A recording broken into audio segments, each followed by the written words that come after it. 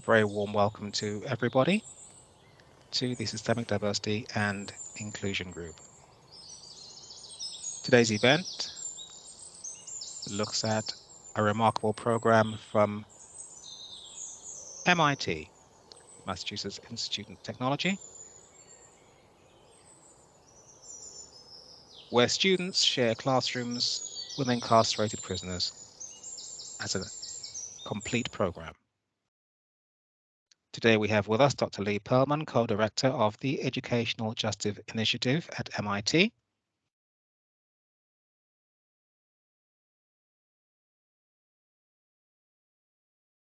And as you will see, the Educational Justice Institute is an MIT-based nonprofit dedicated to providing learning experiences for incarcerated individuals and university students.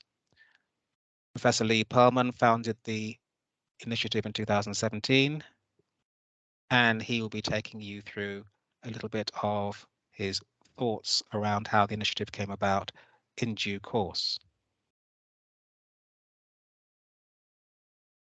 Our host and moderator today, Dr. Joseph Nwoye, has served at various levels, from first-year undergraduate to teaching doctoral students, as well as serving as director of the Urban Education Program and the Center for Multicultural Education at Illinois State University.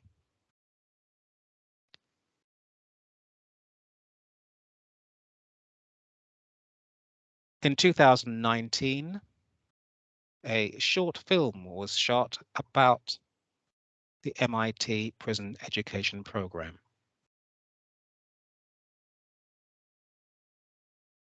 What we'd like to do is give you the opportunity to spend about 5 minutes listening to just a few minutes of this mini film before transitioning across to Dr. Nwoye and to his guests for this afternoon, or in my case this afternoon, for some of you, this morning.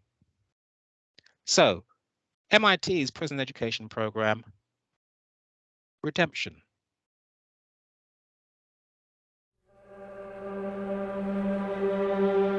As you begin the transition and journey into the unknown, keep your head high, mind focused and sharp, and never, ever look back.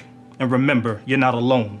But yet be warned, your addiction, the lifestyle, and the devil is plotting your arrival. So before you walk out those doors, it's time to man up and pack the 12 steps of that Bible or Quran for survival. Those books you held on to with a strong arm behind these prison walls will in the end be a lifeline to protect you from that downfall. When situations arise that things are looking grim, don't be afraid or embarrassed to open those books and learn how to live and learn how to win. Now you re-enter society coming straight out of jail. You found ways that didn't work. It doesn't mean that you failed. You made a living the best way you knew how, but it was just a little bit more than the judge and the law would allow. You said you have nothing, but yet you possess everything. God, family, friends, NAAA, and the know-how to be a productive member in society. You possess everything. But some would say, coming out of jail, I can't put that on my resume. I understand your despair, then honestly tell them, yes, I was in prison. I was being rebuilt. I was in a state of repair. I need courage to face the world. You see, that's fear taking action. My brothers, my sisters, let's face the world together, and then the courage will come after. What do I say to my family? Man, just go home and right that wrong. Speak from the heart and let the spirit guide you on. Family, it's been so many years since we drifted apart. It doesn't mean I don't love you. I was lost in the dark. I was trapped in the maze trying to find my way and had to confront my fears to keep from going insane. But yet the drugs and the lifestyle got a hold and it won't let go. It's telling me that I need it, but yet it's killing me slow. But yet in my heart, I refuse to succumb. Never again will it be second to none. What do I say to those that I physically and verbally hurt? Well, at first say nothing. Let your repentance and actions do the work. If you feel the need, then invite them to church. And if that doesn't work, then give it to God. And that seed that you planted will eventually spur re-entry.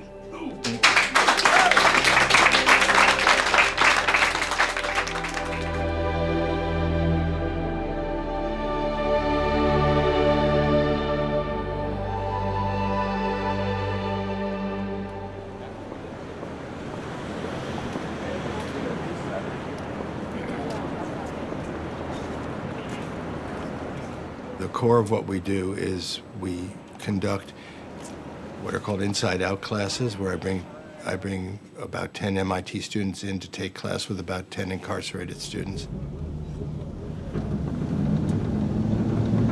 Very excited for that. Yeah.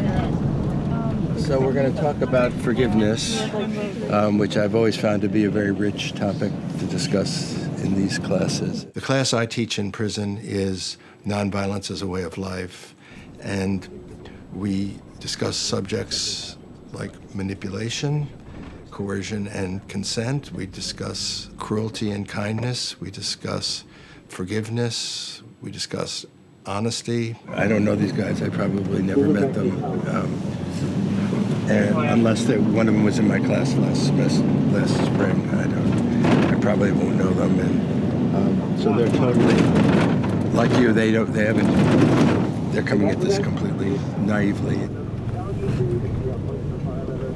Massachusetts has a rich history in leading the way in terms of progressive correctional reform.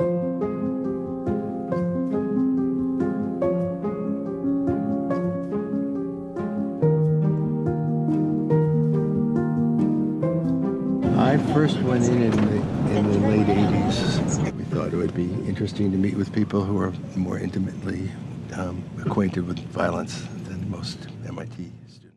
So, I'd like to hand you over, if he'd like to unmute himself, to Dr. Joseph Nwoye, our moderator for this remarkable event involving not only Professor Perlman, but also some of his students. Welcome to all of you from SDIG. Dr. Nwoye, do unmute yourself from your end, and welcome. Thank you very much, Mr. Adam. I want to thank each and every one of you for coming, especially our panelists. The way we're going to go today is that I'm just going to briefly talk about SDIG, and then I'm going to have the panelists introduce themselves. And then at the end of that introduction, I would be able to ask couple of questions. I would have liked to ask more, but I know that we have audience, and I always liked the audience question because they often asked questions that are pretty diverse, that it couldn't be just from one person. So from that, we're going to transition to a time that we're going to have our panelists make some closing remarks. But if we don't have enough questions from the audience, I would, I will be able to ask more, but I hope that our audience asks as many questions as they can. And then at the end, we're going to close. I want to start by thanking each and every one of our panelists, particularly to Dr. Perlman, and somebody whom I so much admire for his work. And I'm not gonna go into telling you much of him, but what I would like him to do when he begins is to discuss the pivotal point that propelled him to do what he's doing, a point where he was teaching nonviolence, and that gives birth to the type of things we are privileged to have today, which I wish that our global community would adapt his footsteps, because I think that's the only way we can correct the abnormalities in our global community. In that way, we embrace the peace and the equity and social justice for all, in which everybody will live a better life, however short time we're going to stay on this earth. So with that, let me go to Dr. Perlman. Could you please begin by introducing yourself? And then we're going to go through the rest, and then we proceed. Thank you very much, Dr. Nwoye. My name is Lee Perlman. I teach philosophy at MIT, and back in the 80s, I began teaching some classes in prison, and 5 years ago, I founded the Educational Justice Institute, which our core mission is to provide college education in prison. We've also organized about 63 schools in Massachusetts into the Massachusetts Prison Education Consortium. And we now are teaching throughout New England. And we've been exploring the remote synchronous classroom, which I've found to be very effective in a lot of ways. So I'd like to talk about that at some point as well. I think that might suffice for an introduction. Should I pass it? Thank you so much. And if our other panelists, if you could go, maybe we should go to William.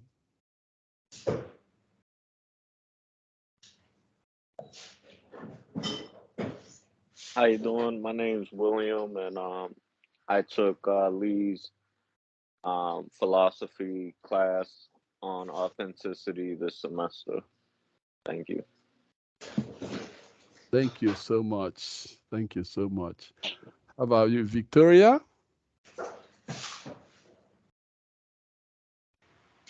Hello, my name is Victoria. I am a second-year Justice Studies student minoring in psychology. I have taken Lee's courses for 2 terms, and 2 terms after been a teaching assistant in his courses. I think this is some of the most fulfilling work I've ever been involved in, and it really inspired me to get involved with the Prison Education Partnerships Advisory Board here when I was extended an offer. So I'm really looking forward to talking about these experiences with you all. Thank you so much. Can we go to Steve? Thank you.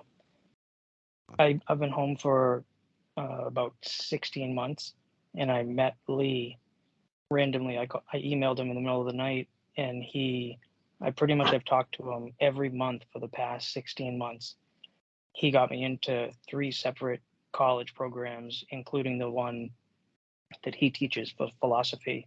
And I don't know where I would be without his guidance or suggestions on continuing to get an education post-conviction, post-release. Thank you. Thank you so much. Thank you so much. I appreciate it. Do we have someone else? Anyone else? Or do we have? Okay. If there's someone who hasn't introduced him or herself, would you please go? All right.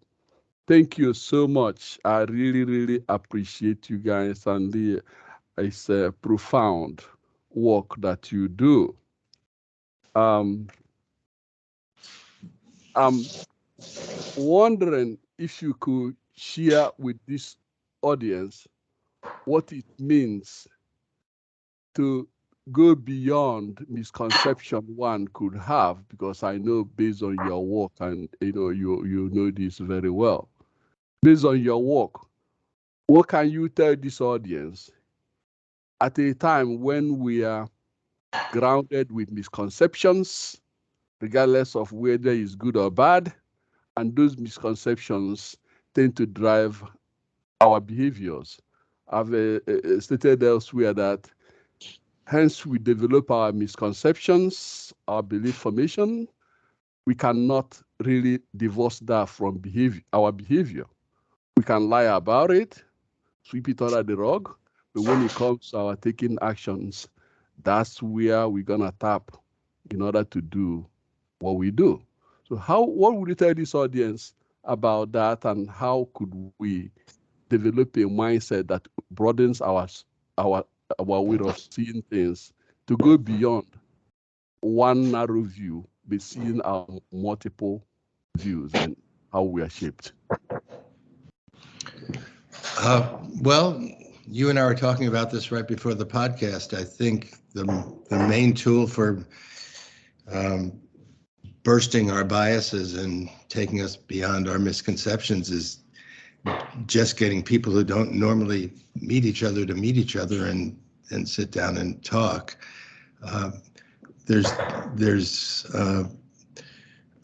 What I do is I take M.I.T. students, some Harvard students, some Wellesley students into prison settings and also some post-prison settings, and have them take a whole semester of class with people who are incarcerated.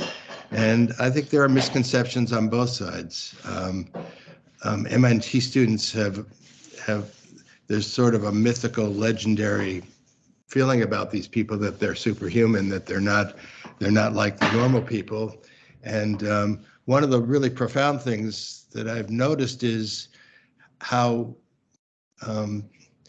much the incarcerated students who very often come from much more disadvantaged backgrounds, a lot of them have never thought about going to college. They don't know people that have gone to college. But how profound it is from there to discover that these mythical creatures, the M.I.T. students, are just people with problems. There's a lovely little clip we didn't get to in that movie of one of the older men in the prison counseling one of the young men from M.I.T. who's having problems with his family, giving him wise advice. So the primary tool is just proximity. It's just meeting people you don't normally meet. And the classes that we teach, we call them our philosophical life skills classes. We have two tracks. We have the philosophical life skills classes, and then because we're MIT, we also teach computer science classes. The philosophical life skills classes are all focused on the deepest human issues, the kinds of things that we all ought to think about at some point in our lives. So it's so enriching for these two different populations to share their perspectives on these issues that are just universal. But I think I'd rather actually hear from some of my students about their experience, maybe than trying to put words in their mouths about the same question. Thank you so much. And this question will go to Steve. Steve, you mentioned how you called or wrote Dr. Perlman at night. And since then, you remain, it made you to become what you become, gave you opportunity to see various schools and various opportunities. Obviously, it has transformed you. My question to you is, what would you say to people who didn't have the opportunity that you have to meet somebody like Dr. Perlman? I ask you that question because I have studied some other person whom Dr. Perlman should know very well by name, William Julius Wilson, who had done a lot of things on social causes of problems people may have, or those mythical, if I borrow from Dr. Perlman, the mythical views people may have. And his work, especially the one titled When Work Disappears, it shows all kinds of circumstances, impediments, sometimes impossible impediments that people have to deal with, especially people at very young age. And sometimes those set the foundation for the type of life that nobody would like to have. So I will encourage you, I really admire you, and I would like you to tell, what could you tell to other people who would really benefit, just as you benefited from Dr. Perlman?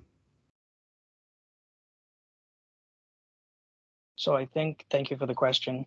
I think that most people who, have gotten in trouble and went to prison, that type of work didn't really work out well for them. So once you have a criminal record, it's a lot easier to go back to prison. The greatest self-reward would be getting an education, being successful, and earning money legally, and just you're able to sleep better at night, you have better relationships, you get trust in the community again, and It's one of the most rewarding things I've ever done when you are in a classroom with other MIT students or Harvard students, and just it humanizes you. I don't think anybody would say it's like going to the gym. Nobody leaves the gym and says, "Oh, I had a really bad workout." You're glad that you went. You know, it was a lot of work, but it's worth it in the end. Thank you so much. Thank you so much. I appreciate it. And if I will go to Mr. William, how are you? I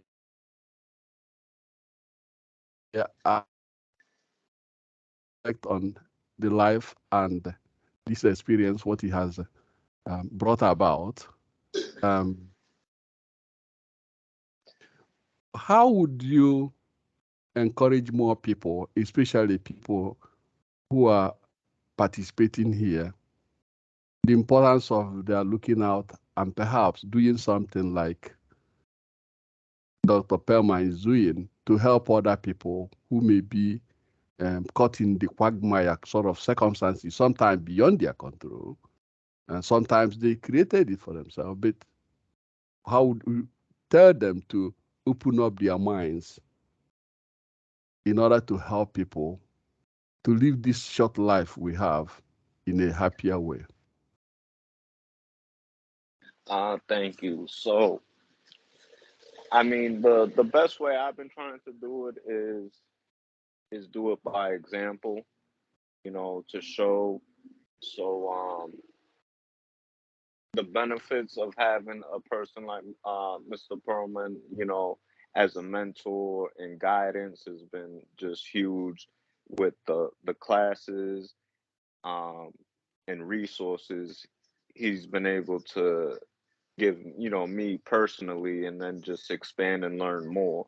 And with that, with me taking these classes, I've been able to take things that I've learned and pass them on and mentor younger men, you know, and send that message and to just really take on the life of living a better life, you know, and learning all these different life skills and questions about life and, you know, the basic needs, like Mr. Perlman said, everybody should question, you know, and challenging people to become better, you know.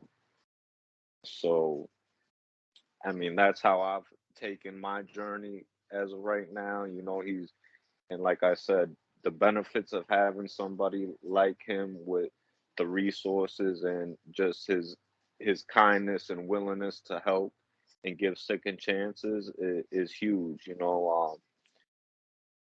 Because I think, you know, in our system where they, you know, they say you go to jail, you've paid your price, and then you come out and, you know, they say you're free, but you're still judged and everything still works against you, you know. And you know, to fight through that and have somebody on your side fighting for you that believes in you, I think it is great and just helps, you know, people like Stephen and I, or even Victoria to flourish and show that if you invest in people that were behind the wall or going to do time or anything to that nature, that they can be successful as well.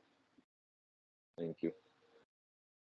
Thank you. So, go ahead. Should I throw in that I would just want everybody to know that William is a guy that really is walking the walk. His barbershop is a hub for people who are trying to get a second start, and they've got all sorts of programs, and right down to, I think, a free haircut for anybody getting out of prison.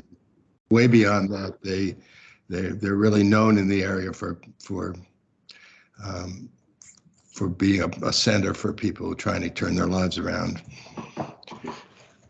Thank you so much. Thank you so much. I appreciate it. And I'm gonna shift to Victoria. Victoria, are you there? Yes, I'm here. Okay, Victoria, thank you so much. Victoria had done something that I had to take students from rural area, mostly they are white people, and I take them to urban area where they had the opportunity to meet with Hispanic people, students, Black students, people from various parts of the world. And that has been the most significant work I've been involved in.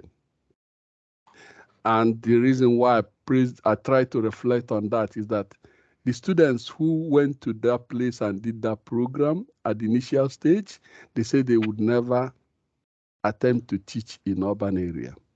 But guess what? They were put in urban area. It's not to go there and live within a day or stay in hotel and live, just like most people who do traveling and talk about their travelings. These students will go there, live in that community, go to church, go to the local area that they had just like drug-affected areas, and little kids having to walk through that place. Sometimes they will be seeing guns passing here and there. So these students gained first experience about the life these people were subjected to. And it dramatically transformed. In most of the journals they wrote, litany of description of paradigm shifts influenced by the kids that they met. That's the type of thing I wish more people would do. So I want to thank you especially for engaging in this. There are two types of people. We see people who are predictable, as Dr. Perlman said, who will succeed, live good life because their trajectory had already been developed to be that way. It's predictable. And then you have some other students or people who may not even go to school, whose parents are devastated by poverty. If you look at the work of William Wilson, Julius Wilson, you see where he documented those things, especially his work titled When Work Disappears. And it is really an honor to have you here as I honor my white students, because it gives them a perspective that they would never see. And that makes them much, much better human beings and elevate them to higher contour of learning that ultimately can be the only way we can shape a better world. So without much, I mean, it just amazes me that you came here. What would you say to people who are like you, who perhaps predictably would never have the opportunity that Dr. Perlman had provided you to see not only from your vintage standpoint, but to see from multiple point of views in order to shape your own and hopefully be able to be a decent human being, which is evidence in your being here. Well, thank you, Doctor, first for your compliments. I appreciate that. And it truly has been my privilege to be included and involved in these sorts of programs. I couldn't agree more about the statements that you made about diversity and mutuality and exposure to circumstances that one might otherwise be unaware of or not have any sense of interactivity with. I think that goes both ways. So in my exposure to people here who have come to this facility from urban environments, we've been able to form very valuable dialogues about the differences and be able to meet each other in between and to educate each other in that respect. And I think that that's so important to forming the understanding that transcends these divides that we've created through our social structures. My involvement with Lee's programs and the way that I advertise it to other students, to excite them or intrigue them or get them to be curious about their own innate potential is a quote, I believe, by Leslie Kornfeld about how talent is equally distributed, but opportunity is not. And I think that this is really a golden opportunity that people who are incarcerated otherwise wouldn't have access to. You know, it's such a gift and a blessing. And I would go so far as to say an absolute miracle. You know, for someone like me who had dreams of Harvard from a small town that could be very troubled at times and could be lower middle class or on the lower end of the socioeconomic spectrum, that was just a dream because the finances weren't there, the network wasn't there. I didn't know people or even know how to go about finding my way to something as wonderful as an MIT philosophy program. And then here I am and it falls into my lap. You know, I would encourage everyone, and like William had said, I try to live that example and invite others to enjoy the sense of peace and the sense of self-worth and potential that comes with that. Thank you so much. You guys are just making my day. Let's transition to our audience to hear from them. And then if we don't have enough questions, then I would go back and ask more. All right. Well, could Adam, could you please unmute our audience so that they can ask questions? In fact, monitor the questioning so that you can give everyone a chance to ask his or her question. Yes, thank you very much indeed to Dr. Nwoye and his guests. Good afternoon to our invited and registered audience. For those of you that would like to ask a question live during this recorded session, then simply use your screen to raise your hand, and we'll get round to you immediately.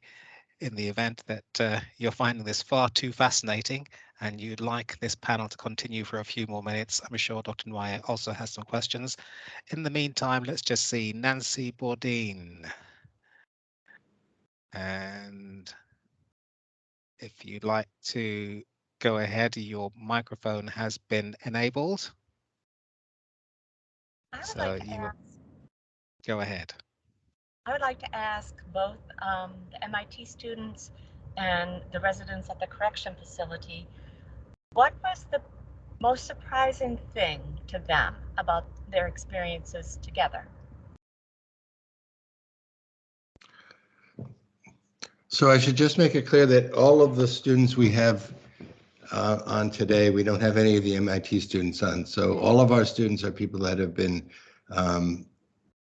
taking the class from the involvement in the criminal justice system side. Well, I would still ask the same question to them. What was the most surprising thing that you learned, took, or experienced from this exchange, kind of a cultural exchange here?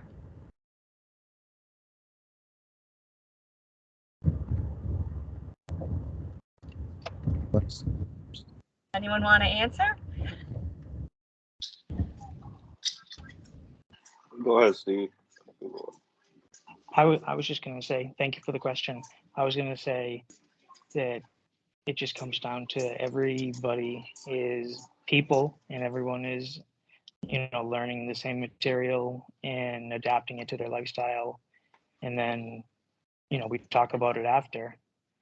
I think the whole basis of the whole thing that we're doing is about community building. And, you're building a lot of people who have the same goals. And the objective is just for everyone to be, working together.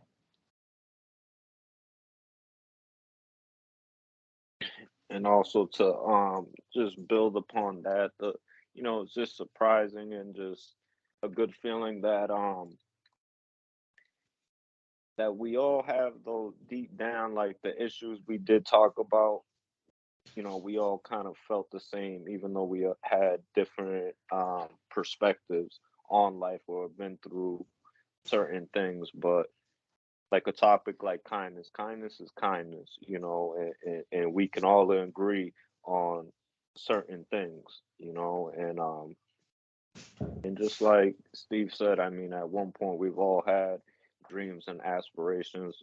So this experience like helped, I feel, both sides to see two different views to come to a common ground, and for all of us to be humanized, like, you know, my perspective on students or students perspective on people that have been incarcerated has brought us closer together, and built a community to like be able to see each other in a positive light.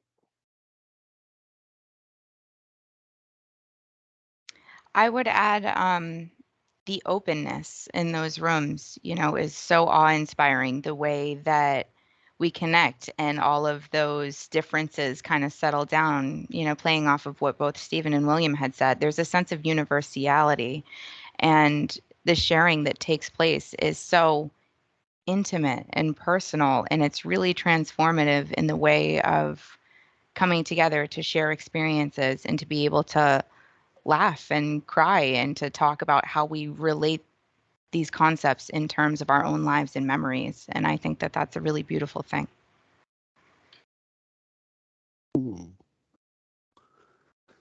Thank you so much. Do we have more questions, Mr. Adam?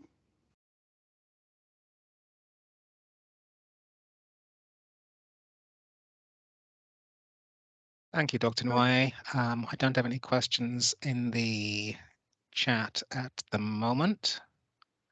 Let's just take a quick look. I think there's a question here from, is that Carmen? No, Miss Chandra. Oh, Chandra, please go, please. Hi, thank you. My question is for Dr. Perlman. Dr. Perlman, in the future, these students that you have, do you have in mind for them to start, like, I guess, teaching, or facilitating with the education of other incarcerated students, and like down the line, because they've went through the program, so they know how it works. Oh, that's a great question, and it's already happening. And Victoria's Exhibit A here, because Victoria's took 2 of my classes inside, and she's been TAing for me since. She's one of my teaching assistants, and not only is she a great teaching assistant, but it's really helpful to have her inside, because she can sometimes put fires out for me, and when we try to deal with the prison system.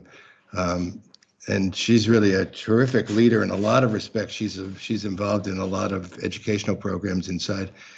Do you want to say a little bit about some of the things you're doing, Victoria, to boost education in the prison system? Absolutely. So as a member of the infrastructural work group of the Prison Education Partnership Advisory Board, we meet to discuss methods to be able to create a sense of uniformity and a sense of access for inside students, to be able to mitigate the barriers that inside students will face, and to be able to dissolve limitations where we can. So a lot of this is about being able to ensure that students have the access to education that they're looking for, and have the ability to be able to bring themselves up and earn degrees, get their high sets, everything like that. Later today, we have a meeting where I'm going to be doing some grant work with the director of our prison education partnerships to secure funding so that we can continue to perpetuate these programs and expand them. Our program here in the Women's Center is a fledgling program. We're brand new, but there has been so much interest in being able to offer marketable skills that can result in career paths that are high wage and high demand, will give students the ability to reenter society productively, with security, and with a sense of directed purpose that they may not have had before, and they may not have had the sense of self-worth and self-possession to be able to accomplish that on their own. So we're really looking forward to creating synergy in our systems, and giving lectures, in a couple of Lee's classes. It was really fun. Also, Mackenzie and I facilitated one class by ourselves. And that was really great because we just kind of took the content that Lee had given to us and ran with it. And the students were so responsive, both MIT and inside students alike. So that was really great to be involved in. Just Thank think you. of how amazing the nobody wants to be in prison, but Victoria's using her time in such an extraordinarily productive way. I wonder if Steve and Willie, what it would have been like for you if you'd had the opportunities to be doing the kind of stuff that Victoria's getting to do inside. I mean, she's leaving. She's making a real difference in the world she's in. But you know, it's 99% her effort and drive, but it's also the system's allowing her to do it. And maybe, and I'm guessing where you guys were incarcerated, these kind of opportunities weren't as available.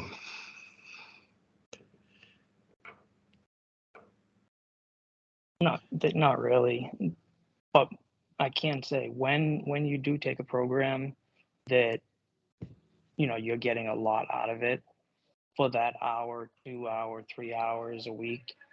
It's almost like you're not in prison anymore. You're on an island, and you're able to mentally escape, and you're just having fun. And then you go back to yourself and figure it out that, oh yeah, no, I still am in prison.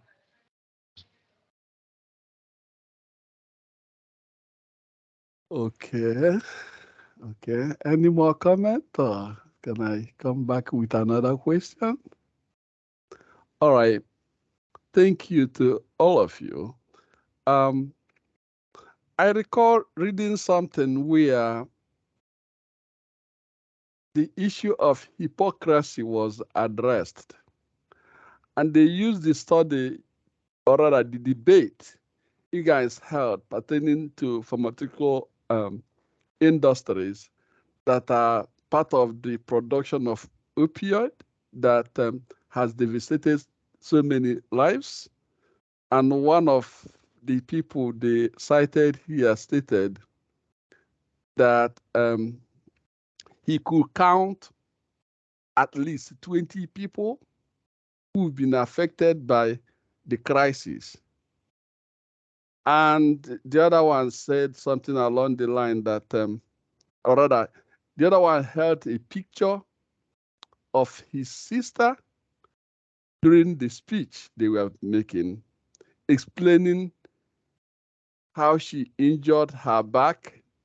As a result, she had to be consuming the opioid and became addicted to it. And the last person made a comment about this, and this is very crucial. He said, if these companies are doing these things, causing so much hurt, so much harm, leading to deaths, unnecessary deaths,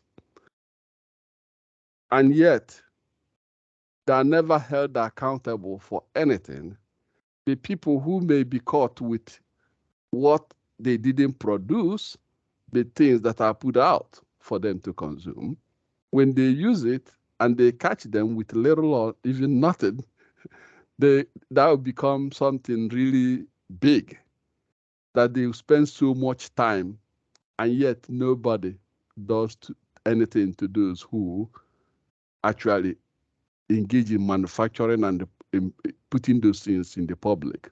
So my question to each and every one of you is, how do you think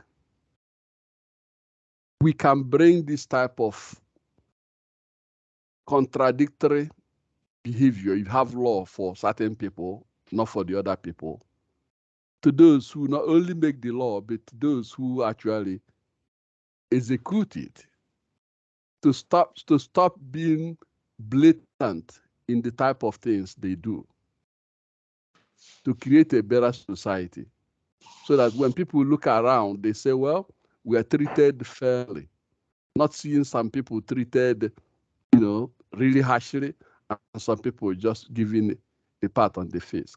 How do you think we could bring that to bear in our decision making and our behaviors? And I'll just interject just for fun that I think what Dr. Nwoye is referring to is the MIT debate team debated a prison debate team about the opioid crisis. This is, I think, what you were reading about, and the MIT team lost. That was a nice way of upsetting people's expectations. I'm sorry. I think Victoria, were you going to say something? Yes, actually, on to the tune of some of the content that we learned in the Nonviolence as a Way of Life class, I think that this is an excellent opportunity for restorative justice practices to shine.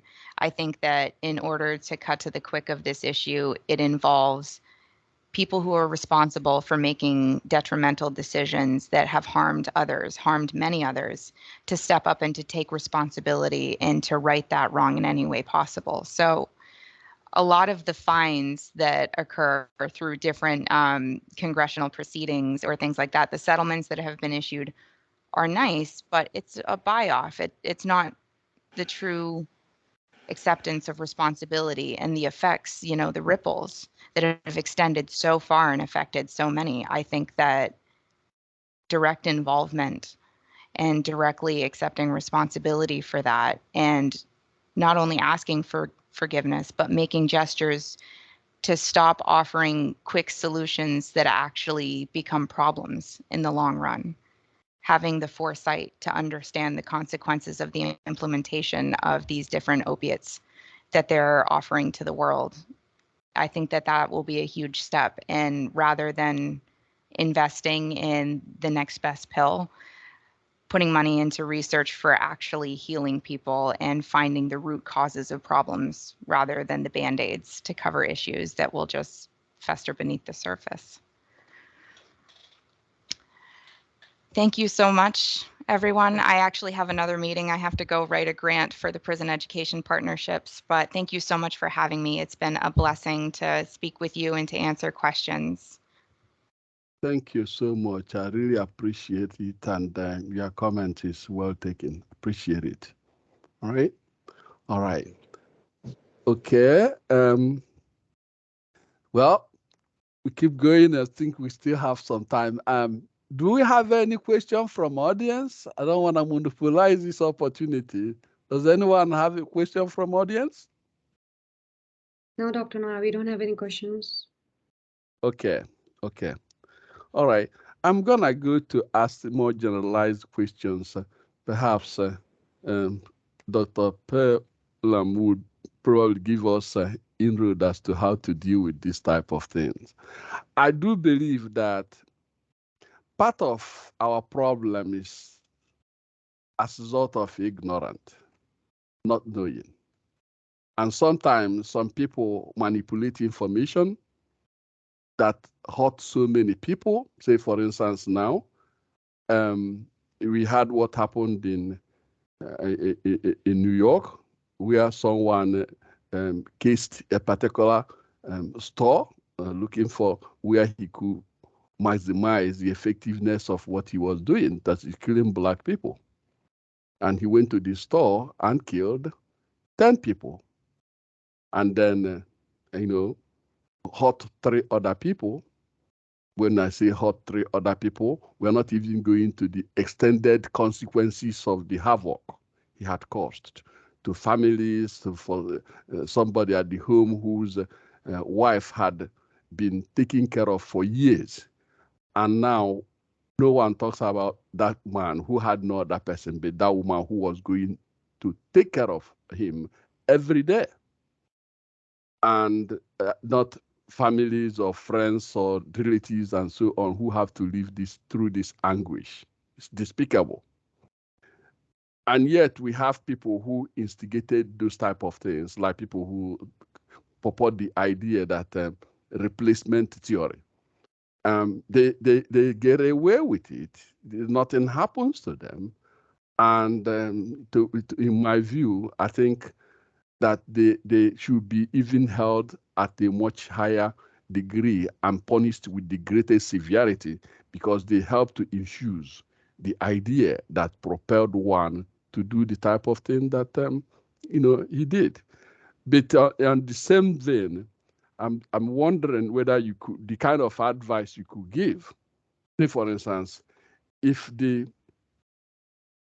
local leader, council, men or women, mayor,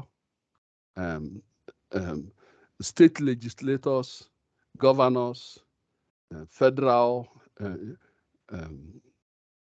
legislators, and the president, if you were to advise them on the importance of deconstructing beliefs that drive people to do so much terrible things, and how would you advise them to change? Because let's assume that they don't know any better. Maya Angelou reminds us that when we know better, we do better. How would you address them so that they could know better and hopefully do better for the world that needs their leadership? Well, I always come back to education, not just education as stuffing people's minds with information, but education as dialogue and an attempt to talk to other people and understand them. I've had most of my classes in Massachusetts usually are pretty evenly balanced racially, and there's nothing like people working together for a common goal, helping each other to come to understand each other better. I think of one guy in one of my classes who was a neo-Nazi before he came to prison, and just talking on a human level about important things changed his attitude. It became human to human, and humanities classes humanize people. That's what humanities are really about. Talking about the kind of topics we talk about, you can't help but see the humanity in other people. So I don't think that's a panacea that'll cure all our ills, but I don't know anything better than putting people into educational situations to talk about important issues with each other.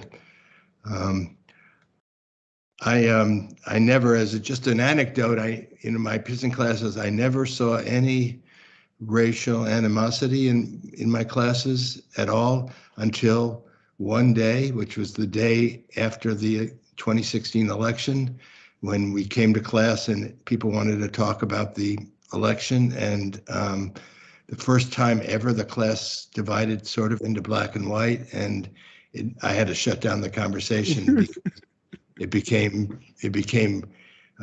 too rancorous, and it was a really interesting example to me about how much that election stirred up the things and lifted rocks that we didn't want to look under.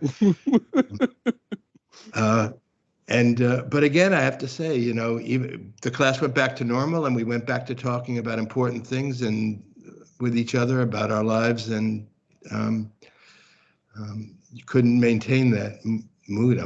I'm wondering if Steve and William, what you think about. Part of this is the question of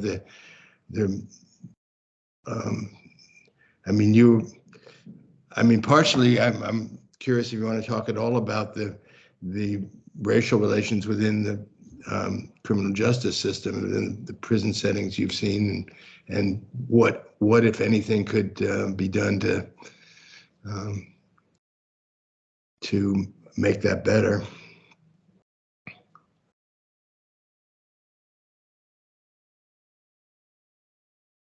I don't know if you've had an experience like whether education was something that.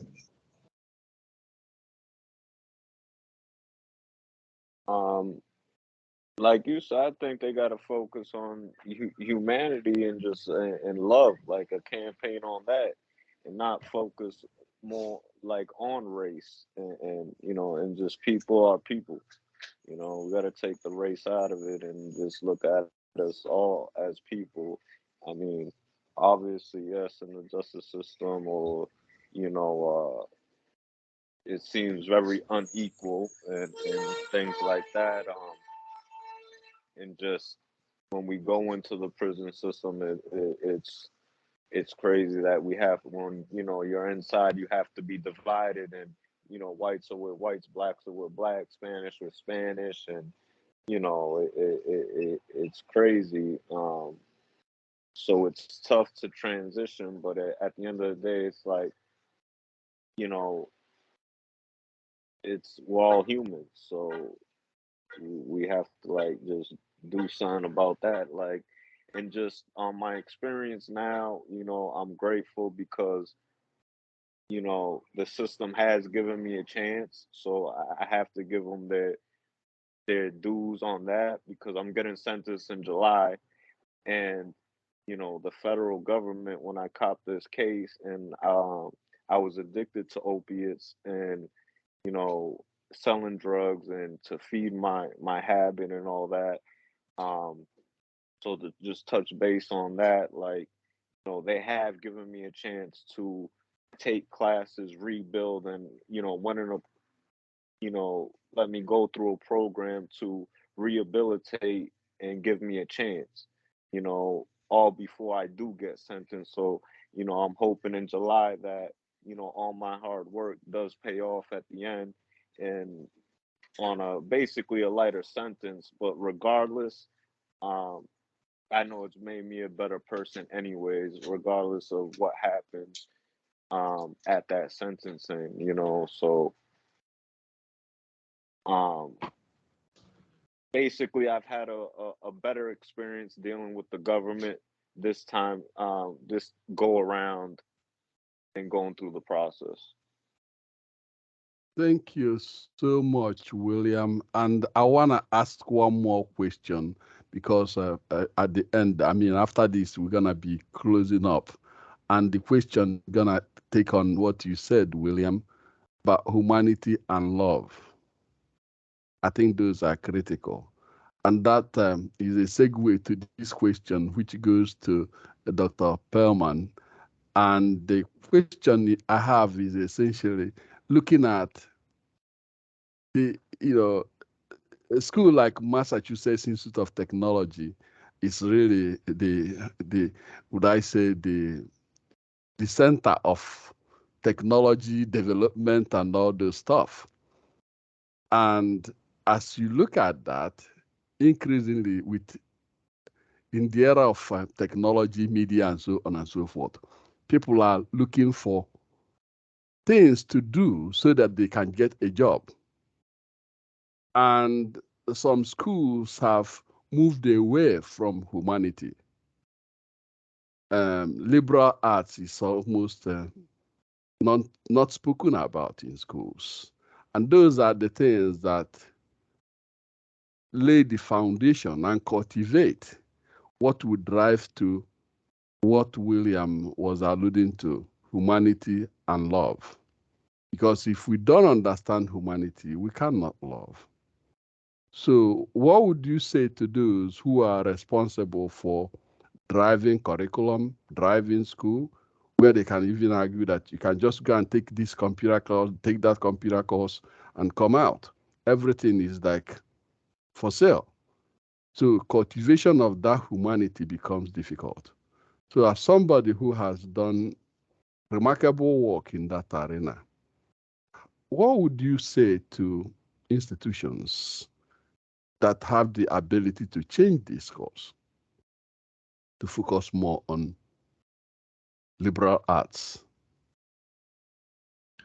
One of the things that I see in prison education is a very artificial division between career and technical education and the liberal arts.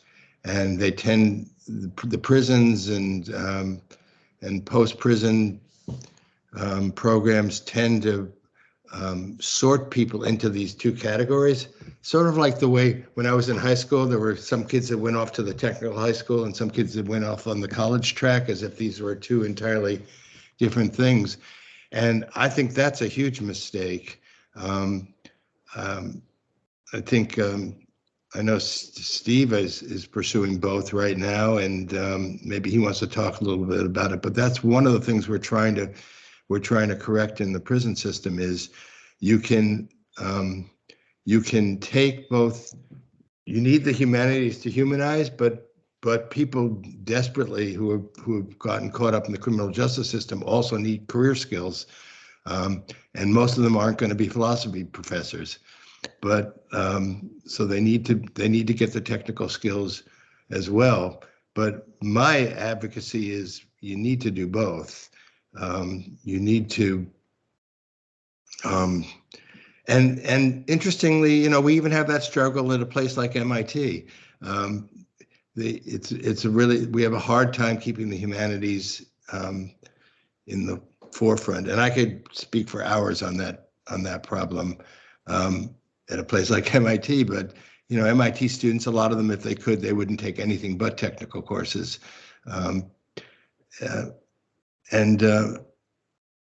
Again, the humanities are humanizing. Even reading ancient texts, you can see how one of the things that comes through is how reading. I mean, I teach Plato in my philosophy of love class, and how there is this in the Plato Symposium. There's a series of speakers, and every one of them says something about love that's we still need to think about today, even though this was 2,500 years ago in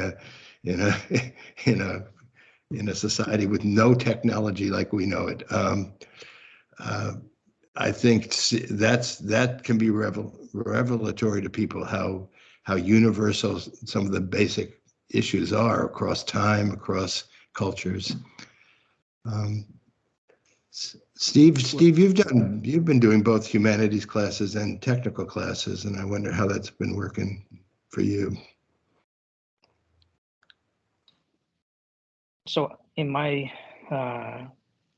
opinion, it's a lot of the people that I work with. Well, I'll go back further. When you're incarcerated, there's no, love or very little love, humanity, all those things. So the difficult part is when you come home and then you go into a program and you have students talk to you and ask you, how are you doing? And they're asking questions because they actually care. From that mindset of before, you're apprehensive to be honest with them or to share your feelings. But with the DOC, they only allow you to take one program, and then that's the end of it. Like, you can't take another trade. I guess they call it a trade. And whether you're 19 years old going to college or 40 years old going to college for the first time, you maybe don't know what you want to do the first year. And then a year into it, you get into it and you say, I want to change majors. And it's more difficult in a DOC setting than it is, in the free world. But it's, I think learning new things, like learning multiple different things, makes you a better human, makes you love more, have more humanity, have more respect for your peers. And it's just, education, higher education is never a bad idea. Yeah, thank you so much, Steve. And I think we've come to that last part of it. So if you have any remarks to give us something to be food for thought or something we can take away to hopefully begin to use it to deal with our fellow human beings, we'll appreciate it. Let's go to Steve. Would you start?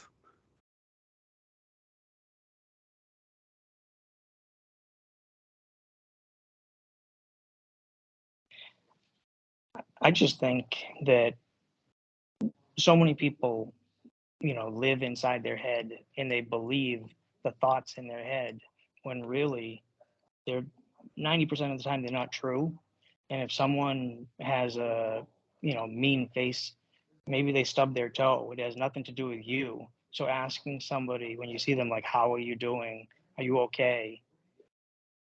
And getting a genuine answer, is the beginning of an exchange that's positive and, helpful for that relationship. Hopefully they can bring that home to their family and I can bring it home to my family. And just treat everybody how you want to be treated, and you'll probably go farther in life. Thank you so much. Well said. William, do you have something to say to this audience before we vacate? Yes, that like Mr. Perlman said, I think it's just very important to drive home the humanity and technology part just as much together combined. I think that balance that we as humans need balance in our lives, and too much or too little of something is, not the greatest thing. So it's finding that balance between humanity, the technology, and just another thing is that, to invest in people that have made mistakes or bad choices, and to really invest in those people for a second chance and not hold it against them their entire lifetime. And I think the human race would move forward and we can become great, because a lot of people that I've seen behind the wall, or you hear things behind the wall, they're very smart people, but to give them that balance of humanity and structure at the same time, I think would be helpful. And I just want to thank everybody for listening, and everybody on the panel, the audience, and Lee. Thank you. Thank you so much. Well, Dr. Perlman, you've just graced this occasion, and would you have closing remarks to send us home, to take it, hopefully, begin to do some good with it? Yes, thank you very much, Dr. Nwoye. I guess the most general thing I could say after years and years of teaching in prison is, if you want people to act like human beings, treat them like human beings. If you treat people like animals, then they will sink to that expectation. If you treat them like human beings, they will rise to that expectation. And human beings are essentially learning beings. We're people who grow and learn, and treat people as if they're capable of growing and learning. Give them educational opportunities, give them abundant educational opportunities. They will take advantage of them. The waiting lists in prison for people to get into these programs are long. We don't have nearly enough. And the efficacy of these kinds of programs is proven beyond anything else. We spend $70,000 a year to keep one person in prison. One person, that's a lot of money. We have a 65% recidivism rate. That is, after being released, 65% of people will go back to prison. Is there any other business in the world that we would keep investing in if it had a 65% failure rate? This is a failed business. This is a failed model. On the other hand, people who take college in prison, we reduce the recidivism rate by 43%. There's nothing more effective than that. Up in Maine, I just read, of the last 100 people that got a college degree in the Maine prison system, only 5 of them returned to prison. That's against the normal 65. Normally 65 would have returned to prison. This is a very effective way to solve the problems of the people that are going to prison and of society that suffers from the behavior of people who don't see any other options for themselves in life. It's kind of a no-brainer, and yet I guess we don't have the brain stack to do it. And we tend to be so vengeful in our attitudes towards people who have done harm, that we can't see our way to the things that are the obvious and proven solutions. Treat people like human beings, give them the opportunities to better themselves, and they will. That's what I have to say. Self-fulfilling prophecy. Thank you, Dr. Perlman. And thank you to each and every one of you. I'm so glad that you came, and I'm sure our audience appreciate it immensely. So that will be the end of this occasion. All right? Thank you, thank you, thank you, thank you. Thank you so much for the opportunity to speak. Yep, absolutely, Thank you. absolutely. Thank you. And from the studio, thank you very much indeed to Dr. Lee Perlman from M.I.T, the Educational Justice Initiative, and to our guests pre and post incarceration. Obviously, your moderator this afternoon or this morning has been Dr. Joseph Nwoye. It's been a pleasure being with you. Thank you for spending this time with us. And if you'd like to find out more about the initiative at M.I.T or anywhere else around the country, then by all means, on your screens now are links for SDIG. Those links are live, so you can click on them if you wish. Otherwise, quite simply come to systemicdiversity.org, our main website, or sdig.news/events. And in the meantime, thank you very, very much indeed to our guests. Thank you very much indeed for taking the time to spend some time with us. We will leave you with a few words from one of those remarkable individuals incarcerated at the time, who was able to find a voice through just one out of what probably should be many initiatives. This is SDIG in London and in Maryland, saying good afternoon, good night, and God bless. If you hope that people forgive you, you have to forgive people. You have to be responsible enough to know, like, it's a possibility for me to go to jail, me doing what I'm doing. I still hold on to like a lot of anger against him for that. And I don't know if I can forgive him until my younger brother does. You're holding a lot of pain, and you ain't did nothing. You did the best you could do. And what I've learned in life is that as long as you do the best you can do, it's always going to be good enough. Don't beat yourself up. You're a good big brother. I heard you. And I commend you for taking on that responsibility and that role. I'm sorry, what's your name? David. Thank you for saying that, David. Yes, sir.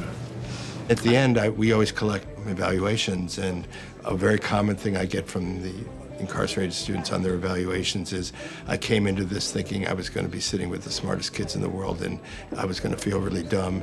And in the end, I figured out that I'm really just as smart as them in my own way.